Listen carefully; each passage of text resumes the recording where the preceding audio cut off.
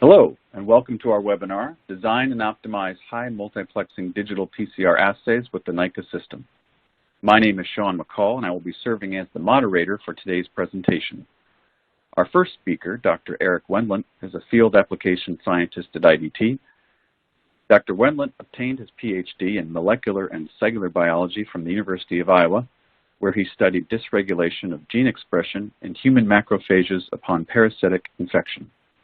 As a postdoctoral fellow at the University of Iowa, he investigated how changes in chromosomal structure resulted in drug resistance and disease progression in multiple myeloma. At IDT, Dr. Wendlandt specializes in applications involving gene expression and genotyping, where he helps scientists design and troubleshoot their qPCR experiments on a daily basis.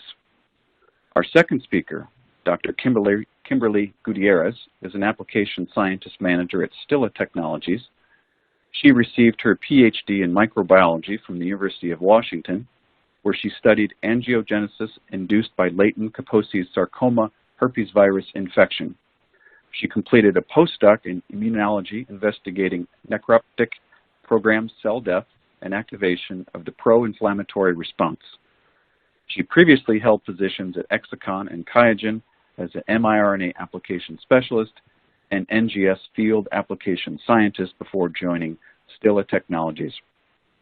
At Stilla, Dr. Gutierrez serves as a scientific liaison supporting the technical needs of the customer to implement Crystal Digital PCR as a multiplexing approach to nucleic acid detection. During and following the webinar, please submit your questions using the Got a Question box. Any questions that are not answered during the Q&A session will be followed up with afterward. I now will turn over the presentation to Dr. Wendlandt. Thank you for the nice introduction. As Sean mentioned, I'm a field application scientist at IDT, focusing on our qPCR and custom oligo products. A portion of my talk today will be looking at considerations for multiplexing, primarily looking at analysis for compatibility of different assays. The second part of my talk will be looking at some different probe designs for allelic discrimination multiplexing. qPCR assays can be broadly categorized into two types, either primer-onlys, as shown here in the left, or probe-based assays, shown here in the right. As the name suggests, primer-only assays contain two oligos, a forward and a reverse primer. As the primers extend, more and more double-stranded DNA is generated. And an intercalating agent, such as cybergreen, then can bind to this double-stranded DNA. As more double-stranded DNA is generated, the signal increases in intensity. Probe-based assays, on the other hand, contain a third oligo in addition to our forward and reverse primer. This oligo is called a probe. The probe has a fluorophore on the 5' end and a quencher on the 3' end. Generally, the probe produces very little signal until the assay amplifies. Once the extension off of the primer reaches the probe, the 5' to 3' exonuclease activity of TAC begins to hydrolyze the probe, releasing the fluorophore from the quencher. This is then recorded by the instrument as an increase in signal intensity. Each assay type has its own pros and cons. Some of the pros of intercalating dye assays is they're very inexpensive. As you're only purchasing two primers, the cost can be quite low. The longer the amplicon, the stronger the signal. Some of the drawbacks to primer-only or intercalating dye assays is that you cannot multiplex these easily. Non-specific amplification and primer dimers are a concern, and this requires you to run a melt curve analysis after your run is completed. 5' nuclease assays have increased specificity due to the third oligo, which often will add 20 to 30 bases of specificity to an assay. They can be used for SNP genotyping, as well as can be multiplexed by using different dyes on the 5' end. Because the signal is generated from a probe that is specific for your target of interest, there is no need for post-run analysis. The main drawback to 5' nuclease assays is they can be more expensive due to the probe, which is the most expensive component of the assay. For today's talk, we'll be primarily focusing on 5' nuclease assays. I wanted to spend just a few moments discussing some considerations for multiplexing. A few advantages to multiplexing is you can save on reagent and master mix costs. You can also analyze multiple targets in a single reaction. This can help maximize the usage of rare samples, as you only need to input the sample once to assay for multiple targets. Some considerations for multiplexing is master mixes. Not all master mixes are formulated for multiplexing. Oftentimes, they don't contain sufficient polymerase and dNTP concentrations to support multiplexing. So when you begin multiplexing, make sure you are using a master mix that is capable of multiplexing. The primetime gene expression master mix is one example of a master mix that is compatible with multiplexing. Another consideration is high efficiency assay designs for multiplexing. Each assay should be validated and optimized as individual assays prior to multiplexing. The primers and probes from each assay must be assessed for any interactions, either self-dimers or dimers within the assay or inter-assay dimers. And we'll look at this later on in today's talk. Carefully select dyes for each assay. I recommend that you find the lowest copy number target and label that probe with the brightest fluorophore. And oftentimes this is FAM. Your most high abundant target should be labeled with your dimmest fluorophore. And this is oftentimes dyes in the red end of the spectrum. And the last is lowered plateaus in a multiplex versus singleplex reaction. Each assay is capable of generating a maximum fluorescence output. And when you run these at singleplex reactions, that maximum fluorescent output is oftentimes higher than when you run the same reaction in a multiplex format. And we're going to look at a few examples of this. What's important to remember is that your CQ value should not alter or deviate when you run in a multiplex versus a singleplex assay. For today's talk, we'll be looking at some tools that are provided in the SciTools web suite on the IDT website. They can be found under the tools drop-down menu shown here. The three tools that we'll be looking at are the PrimerQuest qPCR design tool, the Oligo Analyzer tool, and the Primetime Multiplex Dye Selection tool. The first tool that we will look at today is the PrimerQuest qPCR design tool, shown here. The PrimerQuest qPCR design tool can assist with custom primer-only and probe-based assays for PCR, qPCR, digital PCR, as well as Sanger sequencing primers. This can be done by inputting sequences manually or downloading them using GenBank or accession ID numbers. You can either enter sequences individually or using our batch format up to 50 sequences at once using the preset parameters. For more customized assays, our custom design parameters will allow you to specify specific primers or probe sequences, alter amplicon lengths, target exon-exon junctions, and even modulate the TM of those oligos. For today's talk, we're going to be looking at two assays that were designed using the PrimerQuest qPCR design tool. An assay for human HPRT1, which has been labeled with FAM, as well as an assay for human GUS-B, which is labeled with HEX. Now that we've designed our two assays, we want to make sure that these assays are compatible with each other. To do this, we're going to use the oligo analyzer tool found here under Oligo Design and Handling. The Oligo Analyzer tool can provide information on oligo TM, molecular weight, GC content, extinction coefficients, hairpins, as well as dimer potentials. Today we're going to use the tool to look at dimer potentials between our two different assays. If you're interested in looking at the self-dimer potential, all you would need to do is click on the self-dimer button shown here. But for today's talk, we're going to be looking at heterodimers between our two assays, and that can be found directly below the self-dimer button shown here.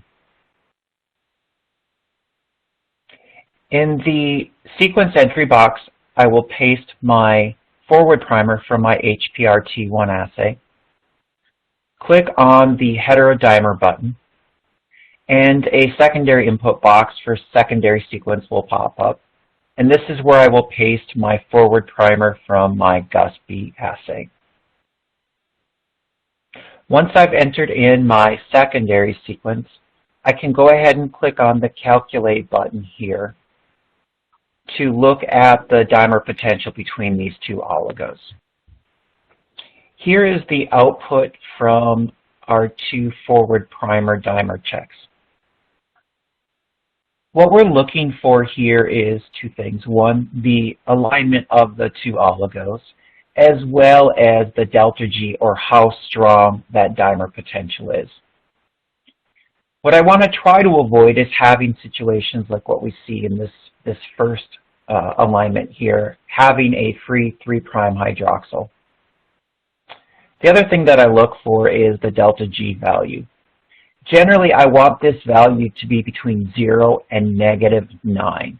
If it falls within that range, it's very unlikely to form the dimer spontaneously within a qPCR reaction. If I do see a configuration like this where I have this free 3' hydroxyl, I want to tighten up those specs a little bit between 0 and -6.5 kilocals per mole. Since this one falls within that range, I'm not too concerned about this dimer. Now that we've looked at the pairwise analysis of our HPRT1 and GUS-B assays, I went ahead and ran the remaining oligos and didn't find any concerning dimers. What I wanted to do is just spend a few minutes looking at some other potential dimers that fall outside of the range that we discussed. Here I have a self-dimer of a primer, which has a delta G value of -15.42 kilocals per mole. This falls outside of the range of the 0 to -9 kilocals per mole that I mentioned. One thing about this dimer that I find interesting is that it's an internal dimer, which means that it's not binding to either the 3' or the 5' end of the oligo. Because this is an internal dimer, it's not of major concern, but if there are other assay potentials or other assay designs that you have, I would look at them first. Try to avoid this if possible. If not, go ahead and move forward with this design. Just keep in mind that these stronger dimers like this may reduce the overall efficiency of your assay. Here is another dimer looking at a primer where once again we have that internal dimer like what we saw in the previous example. This one's not quite as strong at -10.3 kilocals per mole, and it's an internal dimer. What's important though is not just to look at the strongest dimer, but also look at all possible dimers within the output. So since this one's not extendable, it's not a problem, and we can just move on from this and go to the next one in the list. The next dimer in the list isn't going to be quite as strong, and it has a delta G value of -9.3 kilocals per mole. But when we take a closer look at this dimer, it's a little bit more concerning. What we have here is a terminal dimer in which the 3' end will actually bind with itself. In this case, we have a free 3' hydroxyl at the end of one of our primers, and the other primer that dimerizes here actually serves as a template. So what can happen in this scenario is the Taq polymerase could bind and extend off of that 3' hydroxyl, resulting in a primer-dimer extension. These types of primer extension or dimer extension can greatly reduce the overall efficiency of our assay, and I would avoid this type of dimer at all costs. Remember, if this type of dimer were to form, we want to make sure that it falls between 0 and negative 6.5 kilocals per mole. Within that range, it's not likely to form spontaneously within our reaction. The last tool I wanted to discuss today was the PrimeTime multiplex dye selection tool that can be found under the qPCR assay design header shown here. The PrimeTime multiplex dye selection tool will provide you with a list of dyes that are calibrated for on an instrument that can be used for multiplexing. Here I've selected the Stilla NIKA system and asked it to produce three different fluorophore options to multiplex. The recommended dyes are dyes that are calibrated for on that instrument. The alternative dyes are dyes that can be run in a given channel, but may require calibration prior to use. As we'll see in a few minutes, Tim is going to be discussing a multiplex of 6 different assays on the Stilla NIKA system. Just because the tool says that it only can multiplex 3 doesn't mean that's the full capabilities of the instrument. These are dyes that are just pre-calibrated for. So if you're looking at multiplexing greater than what the dye selection tool gives you, please reach out to IDT and we can help select the appropriate dyes. Now that we've looked at our assays and ensured that there are no concerning dimers, we have our 2 dyes selected, FAM and HEX. I wanted to spend just a few minutes looking at some data that was generated with these 2 assays. For each assay, we ran them as a singleplex or as a duplex with the FAM HEX, using the PrimeTime gene expression master mix with reference dye and our G-Blocks double-stranded DNA gene fragments as our controls. The black lines shown here are the amplification plots when the assays were run as a singleplex. And then the red lines represent what the assay looked like when it was run in a duplex together with HPRT1 and GUS-B. As I mentioned, it's not uncommon to see a decrease in overall fluorescence when running a duplex compared to a singleplex. And that's exactly what we're seeing here. So our singleplex fluorescence in our HPRT1 assay is a little bit higher than what that same assay is when run in duplex. Similarly, we see that same trend with GUS-B. GUS-B singleplex fluorescence is greater than the fluorescence from that same GUS-B assay when multiplexed with the HPRT1 assay. What is important is that our CQ values remain constant, either in that singleplex or multiplex format. And that's exactly what we're seeing is those red lines are overlapping with our black lines for all serial dilutions except for the final dilution. And because this is a very low, this is only 10 copies per reaction, sometimes we do see that, and that's probably more of a setup issue than it is with assay performance. So if you happen to see a little bit shift of the CQ on that lowest dilution, that's probably okay, but just something to make note of. Here's another experiment in which we ran 4 assays as a 4-plex. The top 4 panels are what the assays look like in singleplex format. and then the bottom 4 panels are what those same assays look like in that 4-plex reaction. These were run with the prime-time gene expression master mix again, with varying amounts of cDNA in this instance. As expected, the CQ values remain constant from our singleplex to our 4-plex, but we do see a dip in overall fluorescence. So like I said, it's pretty common to see this, and don't be too concerned if that's what you see in your reactions. With the last few minutes of my talk, I would like to discuss Affinity plus qPCR probes. Affinity plus qPCR probes are IDT-branded locked nucleic acid or LNA probes. And what these are modified bases that go within a probe. And they're actually an RNA base versus a DNA base. How they differ from conventional RNA bases is a secondary bridge that forms between the 2' oxygen and the 4' carbon.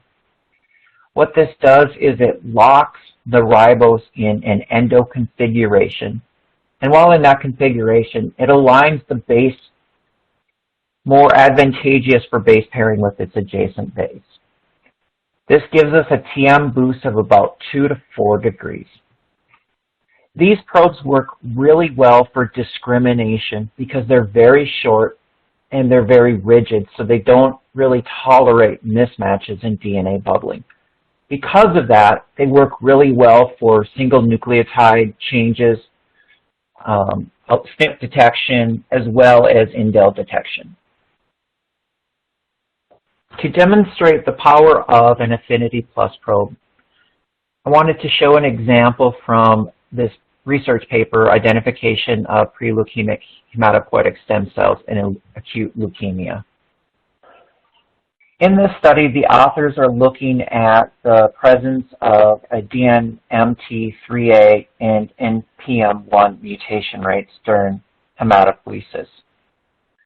What they found in hematopoietic stem cells is there's about a 50-50 mix of wild type and mutants in the DNMT3A SNP. However, the NPM1 is primarily wild type sequence. When we look at the granulocyte phase of hematopoiesis, we see very similar trends with the DNMT3A.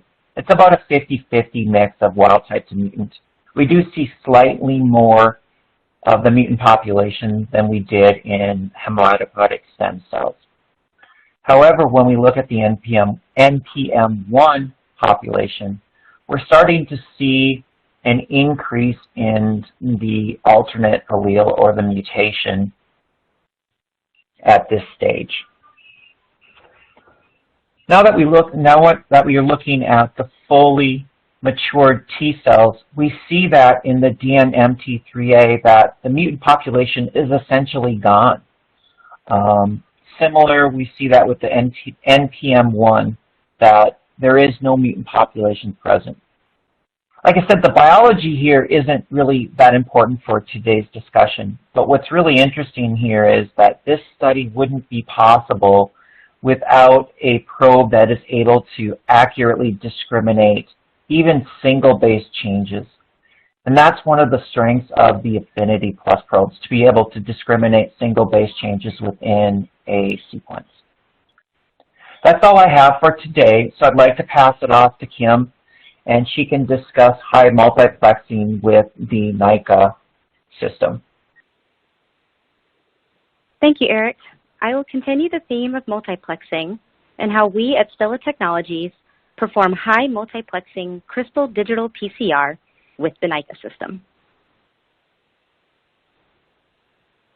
At Stilla Technologies, we are dedicated to improving health by offering researchers and clinicians solutions for high-precision genetic analysis with our Crystal Digital PCR platform. PCR is fundamental to genetic analysis and has gone through a technological evolution over time. Traditional PCR was invented in the early 1980s and was the first demonstration of DNA amplification. This first generation of PCR provided a qualitative analysis or simple visualization of a specific DNA target when run on an agarose gel. The second generation of PCR, quantitative PCR, uses fluorescent labeling to quantify the amplification of a DNA target as PCR progresses.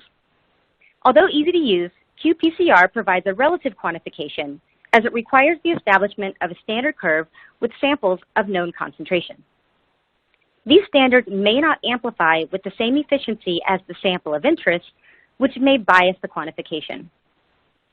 While qPCR is a widely adopted method for DNA quantification, the third generation of PCR, digital PCR, is a rapidly growing technology.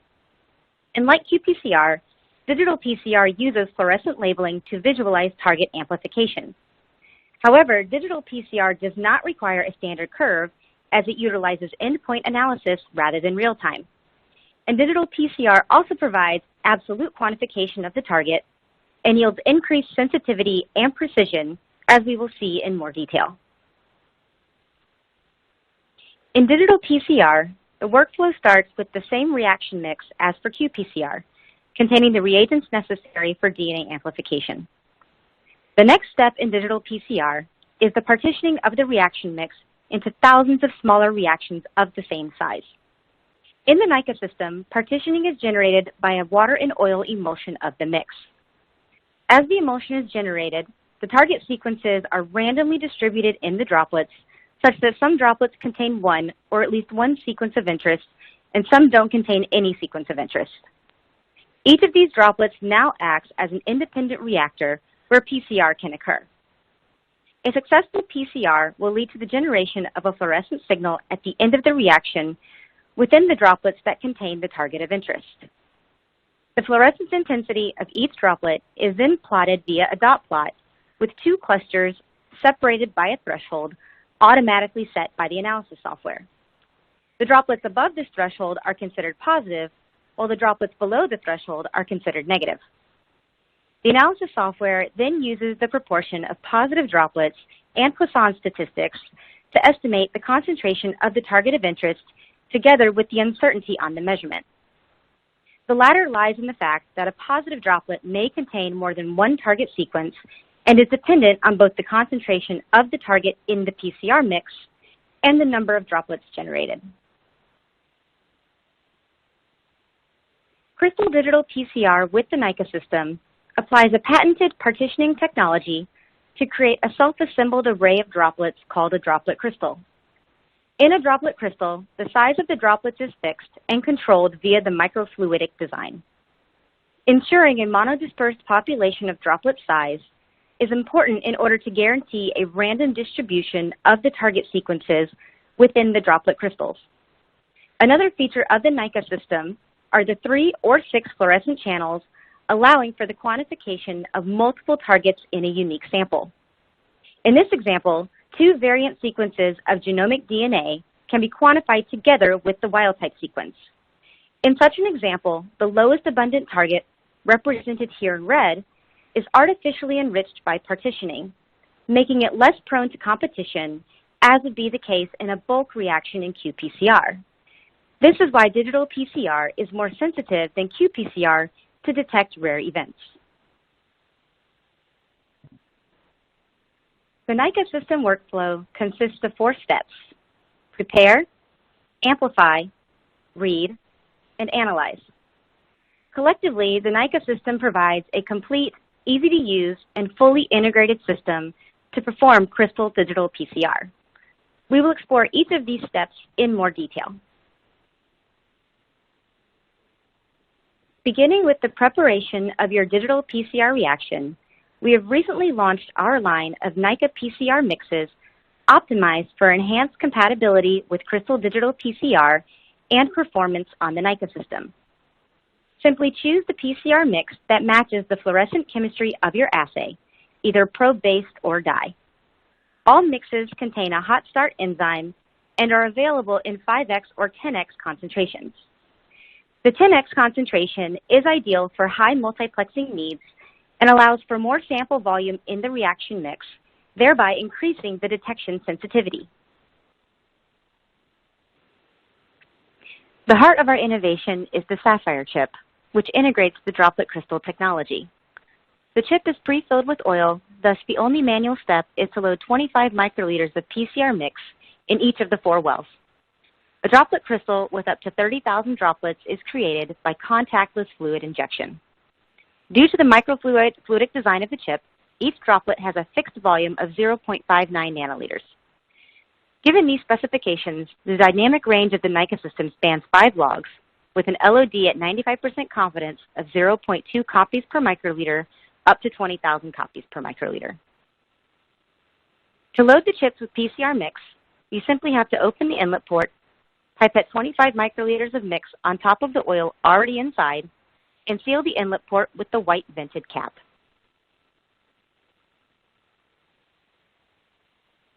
Once loaded and sealed, up to 3 sapphire chips, or 12 samples, can be placed in the first instrument, the geode. This instrument will perform both the partitioning of the sample as well as target amplification by following the PCR cycling conditions defined by the user. At the end of the PCR reaction, simply transfer the chips from the geode to the Prism, which will read the endpoint fluorescent signal of each crystal in up to 6 channels. The probes listed here are recommendations for each channel. However, custom probe combinations can be selected as long as they fit within the wavelengths displayed here.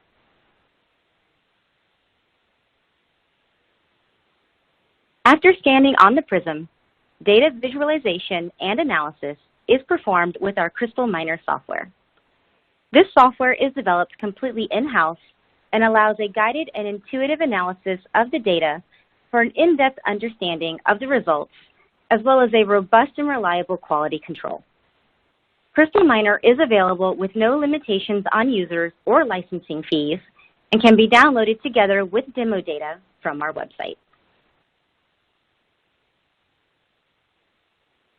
The NIKA system provides a complete solution enabling users to perform Crystal Digital PCR in under 3 hours with minimum hands-on time.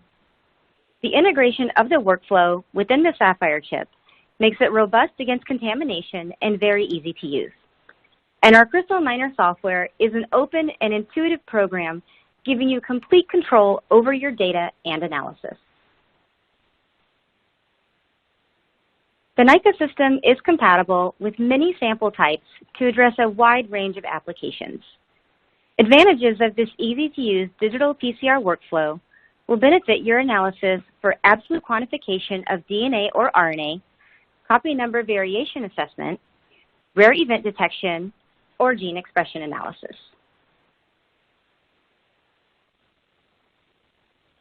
The NIKA system is uniquely designed for multiplexing assays aimed to maximize the data output from precious samples. However, as discussed by Eric in IDT's presentation, creating successful multiplex assays requires some level of optimization. A real advantage of Crystal Digital PCR is the ability to visualize suboptimal assay interactions in greater detail than in qPCR. For example, the presence of false positives can easily be identified in the 1D dot plots of a no template control. Accurate and proper controls are important in order to interpret your results correctly, and false positives can negatively impact the sensitivity of your digital PCR assay. The presence of rain or partitions of intermediate fluorescence suggests that amplification or hybridization efficiency is suboptimal. The presence of rain makes setting the threshold more difficult and thus may affect quantification. Poor separability between negative and positive populations also renders thresholding and accurate quantification difficult. And finally, the presence of unexpected populations is an indication of specificity issues within the assay. Taking the time to carefully design and optimize your multiplex assays will greatly impact the accuracy of your Crystal Digital PCR results.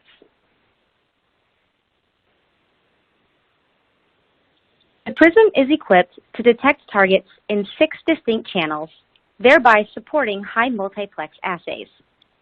Here I'm showing the 6-plex validation assay for the Prism designed by Stilla. This assay combines 6 unique targets run simultaneously in a single well. As you can see in the 1D dot plots on the right, each assay exhibits clear separability between the positive and negative populations, and very little rain is visible, allowing for easy and accurate thresholding to be set. Given our ability to multiplex, we can help provide support to our clients to design and optimize custom assays for the NIKA system. I'll highlight one such example on the next slide. We collaborated with JBS Science to design and optimize an assay to detect wild type and a single nucleotide polymorphism located in a mutational hotspot of beta-catenin from liquid biopsy samples. JBS Science specializes in isolating circulating cell-free DNA from urine with the aim to improve cancer screening. These samples require increased PCR sensitivity to detect the low levels of mutations present. Therefore, Crystal Digital PCR was implemented in the workflow. Urine cell-free DNA is highly fragmented, so the first challenge was to design a small amplicon of less than 60 base pairs to cover this mutational hotspot. Next, we had to take this small amplicon and create a duplex assay with probes to distinguish between the wild type and the SNP. Therefore, for accurate and precise quantification, the probes need to be highly specific. Stilla provided the technical support and utilized the IDT design tools to create the duplex assay based on the parameters outlined by JBS Science. And JBS Science provided the DNA extracted from urine for analysis. With Crystal Digital PCR, we were able to quantify both the wild type and the SNP in a single assay. To demonstrate the specificity of the assay, we performed a serial dilution of mutant plasmid spiked into a wild type background. We were able to detect the mutant down to 0.41 copies per microliter in the presence of the wild type. We're continuing to work with JBS Science to expand this design to cover more mutations located within this hotspot of beta-catenin. And while this is an example of a duplex assay, I'll now talk about a 6-color panel currently being used in a clinical study. As part of the Horizon 2020 Lima project, we have developed a 6-color panel to monitor breast cancer mutations. This project is part of a clinical study combining liquid biopsy monitoring and MRI scans to predict cancer therapy responses. 100 patients are enrolled in the study, with 10 samples per patient monitored by this panel with Crystal Digital PCR. This project highlights the reliable, rapid, and cost-effective evaluation of breast cancer mutations covering 25 to 35% of patients from a single blood sample. This 6-color breast cancer panel is designed to monitor 3 PIK3CA mutations, HER2 amplification, SS chromosome 17 polysomy. An exogenous positive control is also included to monitor for PCR efficiency. A limit of detection of 0.8 copies per microliter was established for PIK3CA screening. Preliminary validations of the assays were performed on patient samples, and the experimental results tracked closely with the theoretical presence or ratio from each patient. The number of unique data points obtained simultaneously from one sample underscores the power of multiplexing with Crystal Digital PCR. And this study is currently ongoing in the Netherlands.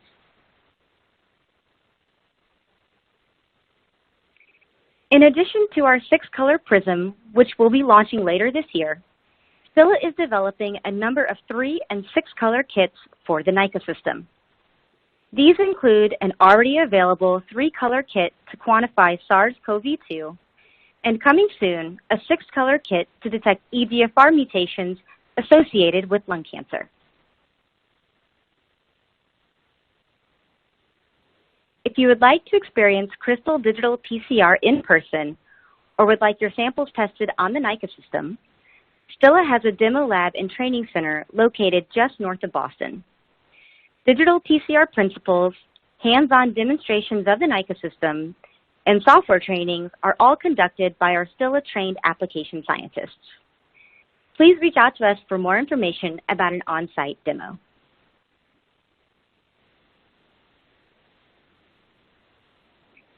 I'd like to thank you for your time, and a special thank you to JBS Science and Selena Lin for our continued collaboration developing assays to detect mutations from cell-free urine on the NIKA system. For more information about Stilla, our products or workflows, please visit our website at stillatechnologies.com. Thank you, Dr. Wendlandt and Dr. Gutierrez, for your very informative presentations today. We have received several questions from our audience. The first question I have is for Dr. Wendlandt. What do I do if my instrument is not listed on the multiplex dye selection tool? That's a good question. We try to update that tool on a regular basis and keep as many of the newer instruments listed on there. If you do run across an instrument that maybe is a little bit older or just released and it's not on the tool, please feel free to reach out to the application support group or myself, and we would be happy to help you select the appropriate dyes for your instrument. Okay, thank you. The next question I have is for Dr. Gutierrez. Can you use any master mix with the NIKA system?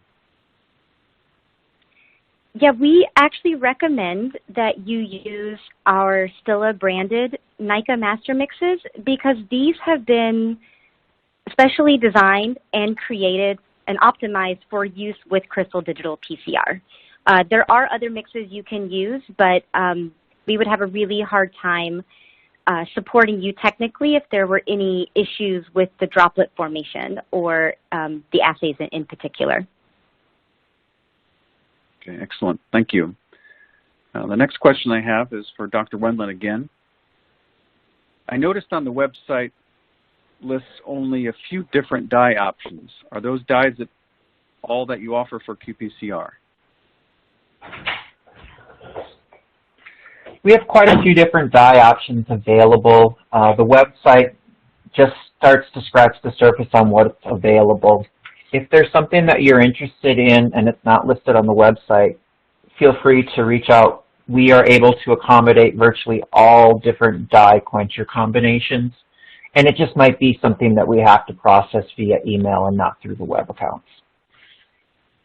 Okay, thank you. Dr. Gutierrez, for the 6-color Prism, are you limited to the 6 fluorophores shown in the presentation? No, absolutely not. As you can see, we give the wavelength, the excitation, and the emission spectrum for each channel. So as long as your fluorophore fits within that spectrum, then you should be able to know which channel that fluorophore will emit in. Okay, thank you. Dr. Wendlandt, are there other options for allelic discrimination assays other than the Affinity Plus probes? Yeah, there is. Affinity Plus is our go-to for allelic discrimination just due to the customization and the flexibility of the probes. We're able to offer an MGB probe through our GMP lines and soon as an RUO product. So MGB probes are also available. There are some other technologies that are available, but they're not going to be compatible with multiplexing. Okay, thank you. Dr. Gutierrez, does Stilla have any off-the-shelf assays? We do have a few oncology-focused 3-color assays that have been created with a partnership that we have with ID Solutions.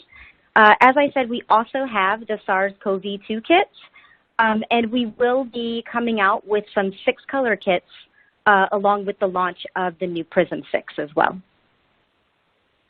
Okay, thank you. Dr. Wendlandt, a question here. I noticed in a multiplex reaction I ran that the CT values differed from the CT values of my singleplex reaction. I didn't notice any dimers, so what could be the cause of this? So when we run the dimer checks like what we discussed in the presentation today, we're doing a pairwise analysis. as we get into more and more complex multiplexes, there's numerous interactions that can occur. And it's not necessarily just a pairwise analysis. So what could be going on is that there are predicted dimers, there's dimers that are not predicted to form that are actually forming. So this could be due to the high level of nucleic acid within the reaction. It also could be due to a multi-configuration, so maybe multiple oligos, more than two are coming together to form these dimers. There are ways to help relax these dimers and restore some of that efficiency. So if you do run into situations like this, feel free to reach out, and I'd be happy to direct you to kind of workarounds for those scenarios. Okay, excellent. Thank you. Dr. Gutierrez, how many targets can you detect with the 6-color prism? That's a great question. Just because the new prism has 6 different channels does not mean that you are limited to detecting just 6 targets. In fact, our new EGFR kit that we are developing actually detects 10 different targets using those 6 channels. So it is possible to detect multiple targets even with a limitation of 6 channels. Okay, thank you. And then Dr. Gutierrez again, can I send samples to Stilla to be tested on the NIKA system? Yes, absolutely. We do have a demo lab and training center, and we would love to test your samples, and we would provide you with a sample report and go through all of the data with you and explain everything with one of our application scientists. Excellent. Wonderful. Thank you. Unfortunately, we have run out of time to answer additional questions. We will contact you directly if you asked a question and it was not answered here today. Again, I would like to thank Dr. Wendlandt and Dr. Gutierrez for their time with us today. Lastly, thank you again for attending, and we wish you the best of success in your research.